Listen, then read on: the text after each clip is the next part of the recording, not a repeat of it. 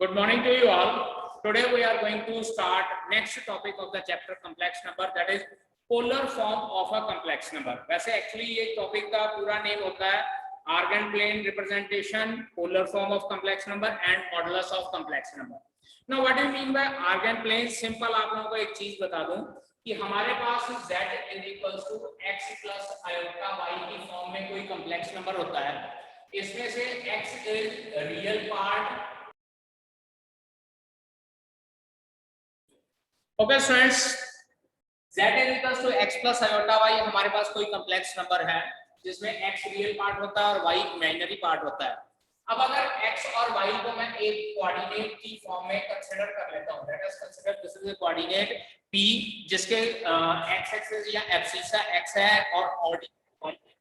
और अगर इस कोऑर्डिनेट को मैं किसी प्लेन सरफेस के ऊपर या x एक्सिस और y एक्सिस कंसीडर करके इसको मैं रिप्रेजेंट करता हूं कॉम्प्लेक्स नंबर को पॉइंट xy कंसीडर करके. Let us consider this is point x, y, this is point P and then this OP line will represent this complex number. तो जो ये OP लाइन अगर कॉम्प्लेक्स नंबर को represent कर रही है, देन दिस प्लेन सरफेस या this Cartesian plane is known as Argand plane. Urgent plane की डेफिनेशन वगैरह के बारे में हम लोगों को कुछ नहीं कहा जाता, हम लोग सिर्फ ये पता होना चाहिए कि आर्गेंट प्लेन है क्या चीज. अब इसके अकॉर्डिंगली अगर मैं जो कॉम्प्लेक्स नंबर है इसके रियल पार्ट और इमेजिनरी पार्ट के कोऑर्डिनेट्स के तौर पे लिख देता हूं. तो अब यहाँ पे देखिए, यहाँ से हम लोग एक परपेंडिकुलर ड्रॉ करते हैं. Let us consider this is point A point पे परपेंडिकुलर ड्रॉ करते हैं. तो जब ग्राफिकली रिप्रेजेंट करते हैं, this distance will be represented by x and this distance will be represented by y. और let us consider this distance is equals to r. r के साथ डिनोट किया जाता है. तो अगर हम लोग चेक करें तो r² is equals to x² plus y² होता है बाय पाइथागोरस थ्योरम. तो यहां से r की वैल्यू हमारे पास पता नहीं क्या आती है, under root of x² plus y². तो इट मींस r की वैल्यू जो हमारे पास यहां पे आ रही है that is under root of x² plus y². और इसके बारे में हम लोगों ने पहले ही पढ़ाया that this will represent the modulus of the complex number. Modulus जो है complex number का represent किया जाता है r के साथ which is equals to under root of x² plus y². या अगर complex number ही consider करें तो modulus को हम लोग mod z लिखते हैं, लेकिन अगर polar form में convert करना होता है तो उसको हम लोग r के साथ represent करते हैं. अब इसके बाद ये तो है कि किसी कॉम्प्लेक्स नंबर को जब ये कार्टेशियन प्लेन सरफेस के ऊपर रिप्रेजेंट किया जाता है in the form of coordinates, तो उसको आर्गेंट प्लेन बोलते हैं. अब नेक्स्ट टॉपिक हमारे पास है polar form of a complex number. अब अगर polar form of complex number की बात की जाए तो मेरे पास कॉम्प्लेक्स नंबर है z is equals to x plus iota y. Now see here z is equals to x plus iota y. तो इट्स पोलर फॉर्म इज, देखिएगा, polar form of complex number is equals to z is equals to cos theta plus iota sin theta into r. अब polar form होता क्या है कि बेटा ये जो cos theta plus iota sin theta होता है, ये हमारे पास क्या होते हैं, जो सिस्टम ऑफ कोऑर्डिनेट्स हैं, इन सिस्टम ऑफ कोऑर्डिनेट्स में हम लोग क्या है कि cos थीटा और sin थीटा के साथ रिप्रेजेंट करने के बाद मैग्नीट्यूड को जब मल्टीप्लाई करते हैं तो that will represent the complex number z. दोबारा से आप लोगों को यहाँ पे एक डायग्राम ड्रॉ करके दिखाता हूँ. Let us consider this is Argand plane और यहाँ पे पॉइंट P है मेरे पास. This is x, y and this is capital E. इसको अगर हम लोग एंगल थीटा कंसीडर करते हैं, यहाँ पे देखिए मैंने एरो के साथ साइन बनाया यानी कि एंटी क्लॉकवाइज डायरेक्शन में, then this will be represented by x and this will be represented by y. तो अब अगर हम लोगों ने x और y की वैल्यू निकालनी है, यहां से देखिए OA over OP base over hypotenuse, this will be acting as cos theta. Base was x, OP was r. हम लोगों ने r कंसीडर किया तो then this is cos theta. तो x की वैल्यू हमारे पास क्या आ जाती है बेटा, r cos थीटा. तो इसका मतलब जो कॉम्प्लेक्स नंबर है उसमें x की जगह पे हम लोग r cos थीटा लगाएंगे. सिमिलरली अगर बात की जाए AP ओवर OP, ये हमारे पास होता है perpendicular over hypotenuse and it will act as sin theta. AP की वैल्यू है y, OP की वैल्यू r is equal to sin theta. तो इट एम्प्लाइज y की वैल्यू हमारे पास क्या आ जाती है r sin थीटा। तो जब कॉम्प्लेक्स नंबर को हम लोग पोलर फॉर्म में कन्वर्ट करते हैं तो r will be converted as r cos theta x जो है, और जो y है उसको हम लोग r sin थीटा के साथ कन्वर्ट कर देते हैं। तो अल्टीमेटली r कॉमन निकल जाएगा। So the polar form of the complex number is z is equals to r cos theta plus iota sin theta. ठीक है जी। अब अगर x प्लस आयोटा y है और इसको कोऑर्डिनेट की फॉर्म में लिखना है x, y, I don't know कि x की वैल्यू पॉजिटिव है या y की वैल्यू पॉजिटिव है या कैसे है। तो इस केस में हम लोग क्या करते हैं कि x को अगर पॉजिटिव और y अगर पॉजिटिव होएगा, या दूसरा केस है x नेगेटिव हो जाएगा y पॉजिटिव, या इसका तीसरा केस आता है कि x नेगेटिव और y नेगेटिव, या चौथा केस हमारे पास आता है x पॉजिटिव और y नेगेटिव। क्योंकि चार क्वाड्रेंट होते हैं तो x और y उसके अकॉर्डिंगली हमारे पास पॉजिटिव भी हो सकते हैं और नेगेटिव भी हो सकते हैं। तो x, y है, इसका मतलब complex number it lies in the first quadrant, minus x, y है it lies in the second quadrant, minus x, y minus y है it lies in the third quadrant, तीसरे क्वाड्रेंट में लाई करेगा, और अगर x, माइनस y है तो it will lie in the fourth quadrant. अब इसके बाद सबसे पहले हम लोगों ने ये चेक करना होता है कि कॉम्प्लेक्स नंबर कौन से क्वाड्रेंट में लाई कर रहा है। फर्स्ट क्वाड्रेंट में लाई कर रहा है, सेकंड क्वाड्रेंट में लाई कर रहा है, थर्ड क्वाड्रेंट में लाई कर रहा है, या फोर्थ क्वाड्रेंट में लाई कर रहा है। लेट अस सपोज मेरा कॉम्प्लेक्स नंबर यहाँ फर्स्ट क्वाड्रेंट में लाई कर रहा है और एंगल थीटा बना रहा है। Let us suppose complex number second quadrant में लाई कर रहा है और यहाँ पे एंगल इसका थीटा बना रहा है। लेट अस सपोज एंगल जो मेरा कॉम्प्लेक्स नंबर है थर्ड क्वाड्रेंट में लाई कर रहा है और यहाँ पे इसका एंगल थीटा बन रहा है, this one. And after that let us suppose कि कॉम्प्लेक्स नंबर चौथे क्वाड्रेंट में लाई कर रहा है और मैं एंटी क्लॉकवाइज डायरेक्शन में मूव करके चेक कर रहा हूँ, दिस एंगल इज थीटा। तो इसका मतलब क्या है कि मेरे पास एक्यूट एंगल भी बन सकता है, ऑब्टूज एंगल भी बन सकता है, इसी तरह से रिफ्लेक्स एंगल भी हमारे पास बन सकता है। तो थीटा की वैल्यू जो है वो मेरे पास 0 और 90 के बीच में भी आ सकती है, 0 और 180 के बीच में भी आ सकती है, 0 और 270 के बीच में भी आ सकती है, या 0 और 360 डिग्री के बीच में भी आ सकती है। नाउ सी हियर, यहाँ पे इसका मतलब जो है थीटा की value 0 less than equals to theta less than equals to 2 pi के बीच में भी आ सकती है। ठीक है जी। अब जब हम लोगों ने ट्रिग्नोमेट्री पढ़ी थी तो मैंने आप लोगों को ये भी बताया था कि हम लोग एंगल्स को क्लॉकवाइज डायरेक्शन में भी मूव करते हैं और एंटी क्लॉकवाइज डायरेक्शन में भी मूव करते हैं। अब यहाँ पे चारों केसेस में देखिए मेरा एंगल जो है एंटी क्लॉकवाइज डायरेक्शन में है। नाउ लेट अस सपोज कि मेरा एंगल क्लॉकवाइज डायरेक्शन में मूव कर जाता है, फिर हम लोग क्या कंसीडर करेंगे। अगेन फिर से डायग्राम मैं ड्रॉ करता हूँ, सेकंड डायग्राम ड्रॉ कर रहा हूँ मैं with respect to the coordinate axis, या इसको आर्गेन प्लेन बोल देते हैं। Again this is second diagram for the polar form representation, and then again this is y dash y, x dash x, and after that this one, this is x dash, this is y, and this is y dash। ठीक है जी। अब सबसे पहले है कि first quadrant में lie कर रहा है, दिस एंगल इज थीटा। यहाँ पे मैं फिर से एंटी क्लॉकवाइज डायरेक्शन में मूव कर रहा हूँ। सेकेंडली सेकंड क्वाड्रेंट में मूव कर रहा है तो अब की बार मैं फिर से थीटा कंसीडर कर रहा हूँ, एंटी क्लॉकवाइज डायरेक्शन। अब अगर मेरे पास थर्ड क्वाड्रेंट में लाई कर रहा है तो बेटा जी this time I will move in the clockwise direction theta, और अगर फोर्थ क्वाड्रेंट में लाई कर रहा है again I am moving in clockwise direction theta. अब बेटा हम लोगों ने पढ़ा है कि अगर ट्रिग्नोमेट्री में पढ़ा है कि अगर क्लॉकवाइज डायरेक्शन में एंगल मूव करें तो वो नेगेटिव हो जाता है, और अगर एंटी क्लॉकवाइज डायरेक्शन में मूव करें तो वो हमारे पास पॉजिटिव आता है।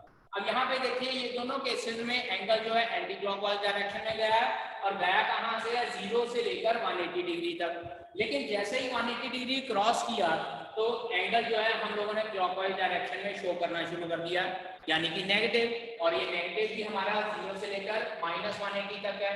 तो इसका मतलब यहाँ पे जो मेरा केस है that is -pi less than equals to theta less than equals to pi. और अगर आप ये दोनों इंटरवल्स में डिफरेंस चेक करके देखें, यहाँ पे भी डिफरेंस 360 डिग्री का आ रहा है, यहाँ पे भी डिफरेंस हमारे पास 360 डिग्री का ही आता है। 180 में से -180 सब्ट्रैक्ट करेंगे तो 360 डिग्री ही आएगा। तो इट मींस टू से कि यहाँ तो एंगल हम लोग 0 से लेकर 360 डिग्री के बीच में कंसिडर कर सकते हैं, या एंगल हम लोग -π से लेकर π के बीच में भी कंसिडर कर सकते हैं। और जो ये एंगल -π से लेकर π के बीच में होते हैं, इसको हम लोग बोलते हैं प्रिंसिपल आर्गुमेंट। इसको क्या बोलते हैं? Principal argument. ठीक है जी। और जो ये थीटा होता है बेटा, थीटा को हम लोग वर्ड एम्पलीट्यूड बोलते हैं।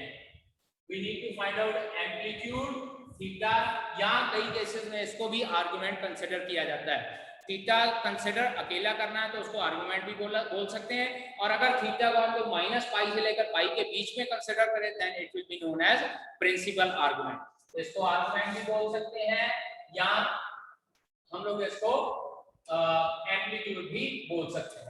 तो अगर थीटा की वैल्यू 0 से लेकर 360 डिग्री के बीच में कंसिडर करूंगा, मतलब सारी पॉजिटिव वैल्यू कंसिडर करें, देन इट इज आर्गुमेंट। अगर -180 से लेकर 180 के बीच में शो करना है then it will be principal argument. तो हमारी चॉइस है कि हम लोगों ने थीटा को एंटी क्लॉकवाइज डायरेक्शन में मूव कराना है या थीटा को क्लॉकवाइज और एंटी क्लॉकवाइज डायरेक्शन में मूव कराना है, दैट इज आवर चॉइस। ठीक है जी।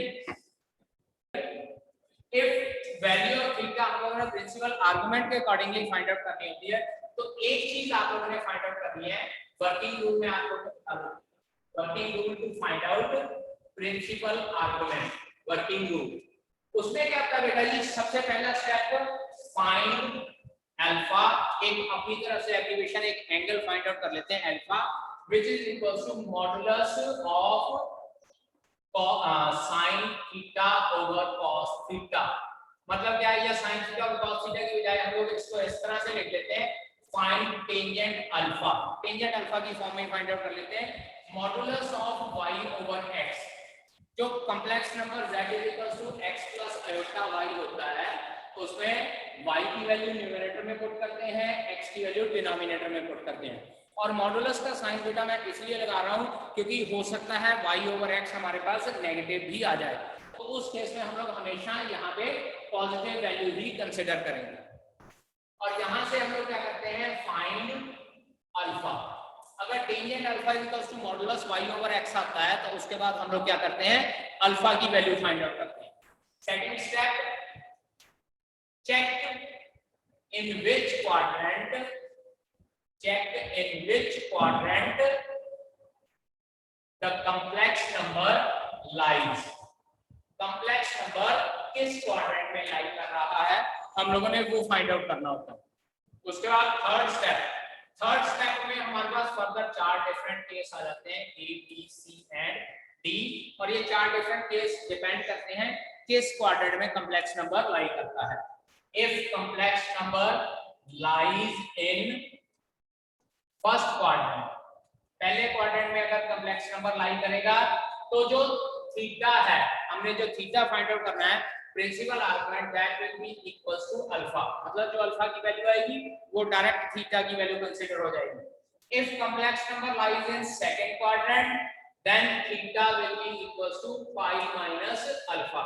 इन दैट केस जो प्रिंसिपल आर्गुमेंट है उसको पाई माइनस अल्फा कंसीडर करेंगे हम लोग, क्योंकि यहाँ पे अल्फा हमेशा पॉजिटिव कंसीडर किया है, तो जो अल्फा की वैल्यू आई है ना बेटा, वो हमेशा एक्यूट एंगल आएगा। ठीक है, तो एक्यूट एंगल, लेकिन अगर सेकंड क्वाड्रेंट में लाई किया तो प्रिंसिपल आर्गुमेंट ऑब्ट्यूज एंगल होनी चाहिए, तो इसीलिए ये एक्यूट एंगल को 180 में से सब्ट्रैक्ट करना पड़ता है।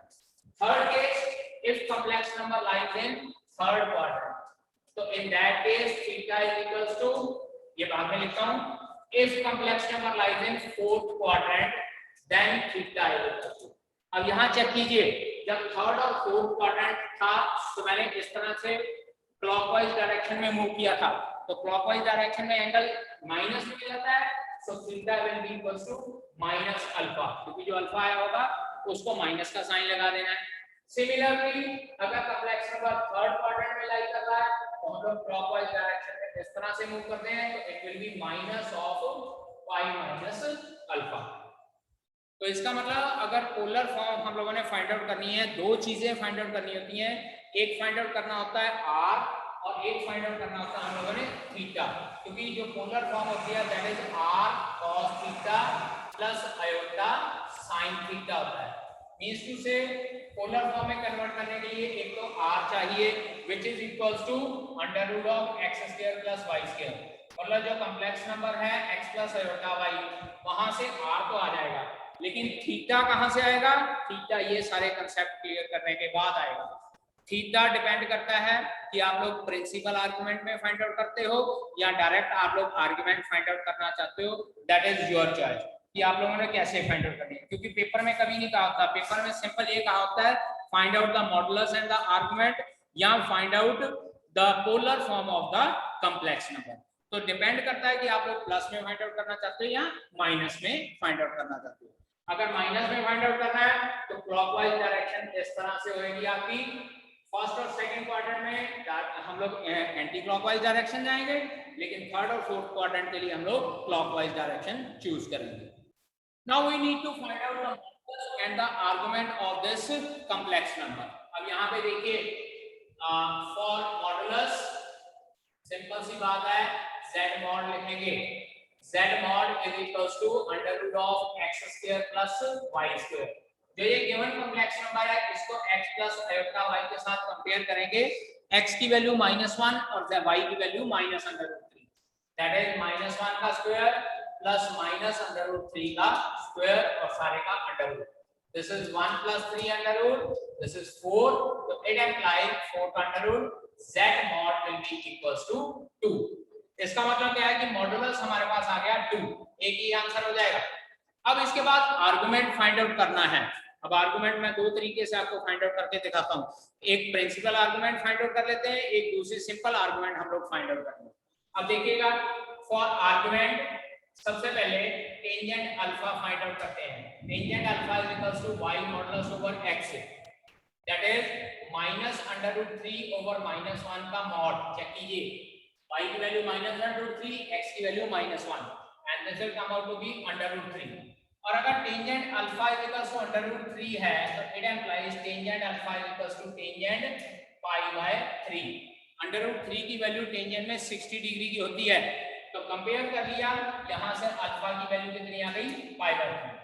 बट आर्गुमेंट के लिए वैल्यू थीटा की चाहिए, तो थीटा किस तरह से फाइंड आउट करेंगे? उसके लिए पहले चेक करेंगे कि कॉम्प्लेक्स नंबर कहां लाई कर रहा है। नाउ इन दोनों को कंपेयर करते हैं। On comparing we find that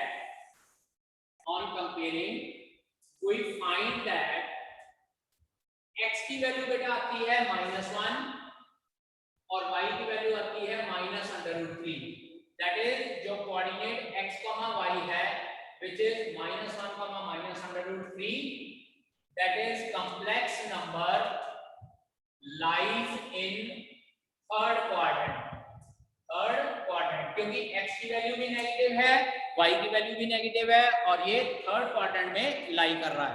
और अगर थर्ड क्वाड्रेंट में लाई कर रहा है तो it implies theta will be equals to minus of pi minus alpha.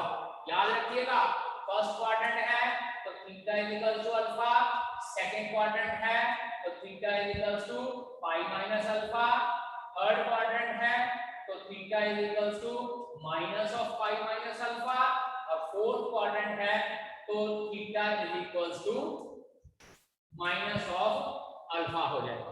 ये चार आप लोगों ने याद रखने हैं, प्रिंसिपल आर्गुमेंट बड़ी इजीली फाइंड आउट हो जाएगी। So theta will be equals to minus of pi minus π/3, so theta comes out to be minus of 2π/3. So this is our answer. First answer is 2 and second answer, that is argument is equals to -2π/3। क्योंकि argument कहा है, मैंने आपको बोला था कि हम लोग पॉजिटिव में भी निकाल सकते हैं, नेगेटिव में भी निकाल सकते हैं। मैंने सबसे पहले आप लोगों को प्रिंसिपल आर्गुमेंट फाइंड आउट करके बताई। अब अगर हम लोगों ने प्रॉपर्ली दूसरे तरीके से आर्गुमेंट फाइंड आउट करनी है जो 0 से लेकर 360 डिग्री के बीच में लाई करती है, तो उस केस में हम लोग ये आर्गुमेंट किस तरह से फाइंड आउट करेंगे, तो उसको अब मैं बताने जा रहा हूँ। ठीक है जी। Now this was the principal argument. Directly हम लोग कॉम्प्लेक्स करते हैं कौन से क्वाड्रेंट में लाई करता है, उसके बाद वैल्यू फाइंड आउट कर लेते हैं। अब दूसरा मेथड है कि अगर हम लोग थीटा पॉजिटिव में कंसीडर करना चाहते हैं, तो देखिए क्योंकि x को हमने r cos थीटा कंसीडर किया था, y को हमने r sin थीटा कंसीडर किया था, तो यहां से देखिए x की वैल्यू थी -1 is equals to 2 cos theta और y की वैल्यू थी -√3 into is equal to 2 sine theta. यहां से cos थीटा की वैल्यू आ गई मेरे पास -1/2, साइन थीटा की वैल्यू आ गई मेरे पास -√3/2। इसको लिख सकते हैं माइनस कॉस ऑफ π/3 और इसको लिख सकते हैं माइनस साइन ऑफ π/3 क्योंकि नेगेटिव साइन है। अब बेटा अगर थीटा फाइंड आउट करना है ना तो इस तरह से होना चाहिए cos theta is equal to cos something, लेकिन cos नेगेटिव है। नेगेटिव cos कौन से क्वाड्रेंट में होता है बेटा जी? एक तो सेकंड क्वाड्रेंट में और एक थर्ड क्वाड्रेंट में। लेकिन आप लोग यहाँ पे चेक करिए, साइन की वैल्यू भी नेगेटिव है और cos की वैल्यू भी नेगेटिव है, और ये पॉसिबिलिटी सिर्फ थर्ड क्वाड्रेंट में होती है। याद रखिए आफ्टर स्कूल टू कॉलेज तो सिर्फ थर्ड क्वाड्रेंट में ऐसा होता है जिसमें साइन और cos दोनों नेगेटिव होते हैं। तो थर्ड क्वाड्रेंट में आंसर लिखने के लिए मुझे इसको पाई प्लस π/3 लिखना पड़ेगा, और साइन वाले को क्या लिखना है? Sine theta is equal to sine of pi plus π/3। तो ultimately this is equal to cos 4π/3 and this is equal to sine 4π/3। और जब दोनों साइड से कंपेयर करते हैं तो theta will come out to be 4π/3। और चेक कर लीजिएगा यहाँ पे पॉजिटिव में आंसर है तो प्लस में आंसर हमारा कुछ और आया है, लेकिन नेगेटिव केस में आंसर हमारा कुछ और आया है। ठीक है जी, नेगेटिव केस में हमारा आंसर कुछ और आ जाएगा। तो ये मत सोचिएगा कि मेरा आंसर और बुक का आंसर मैच नहीं कर रहा है तो मेरा आंसर गलत है। आप लोगों ने सिर्फ ये देखना है कि आप लोगों ने प्रिंसिपल आर्गुमेंट फाइंड आउट किया है या आर्गुमेंट। प्रिंसिपल आर्गुमेंट के लिए कॉम्प्लेक्स नंबर का क्वाड्रेंट चेक करना पड़ेगा और उसके बाद ये 4 कंसेप्ट यूज करने हैं। लेकिन सिंपल आर्गुमेंट के लिए आप लोग इस तरह से कंपेयर करेंगे, cos थीटा की वैल्यू निकालेंगे, sin थीटा की वैल्यू निकालेंगे यहाँ से, और उसके बाद चेक करेंगे कि जैसे यहाँ पे मैंने चेक किया था कि sin और cos दोनों थर्ड क्वाड्रेंट में नेगेटिव होते हैं तो थर्ड क्वाड्रेंट में पाई प्लस करना पड़ेगा। अगर सेकंड क्वाड्रेंट में आएगा तो पाई माइनस करेंगे, फोर्थ क्वाड्रेंट में आ जाएगा तो 2 पाई माइनस करेंगे। तो उस हिसाब से हम लोगों ने चेक कर लेना है कि थीटा की वैल्यू कितनी आ रही है। ठीक है जी, सो -2π/3 आंसर भी ठीक है और 4π/3 आंसर भी ठीक है।